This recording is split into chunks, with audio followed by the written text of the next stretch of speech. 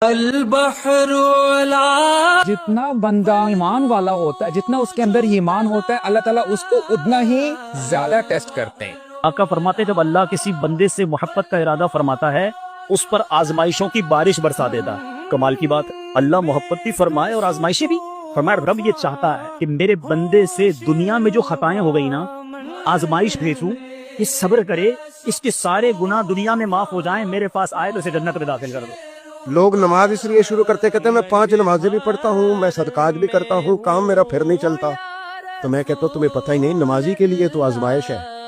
جتنا جتنا ایمان کامل اتنی آزمائش بھی زیادہ۔ اور یہ شیطان وسوسہ ڈالتے ہیں ہمارے ذہنوں میں، شاید یہ تیرے گناہ ہی ہے، مے بی اللہ ڈزنٹ لو یو، لیکن یہ غلط کانسیپٹ ہے۔ اللہ تعالیٰ اپنے بندوں کے رینکس کو ایلیویٹ کرنا چاہتے ہیں۔ جب بندہ اپنے اعمال سے وہ رینک اچیو نہیں کر پاتا تو اللہ تعالیٰ اس کے اوپر اس طرح کی آزمائشیں ڈالتے ہیں۔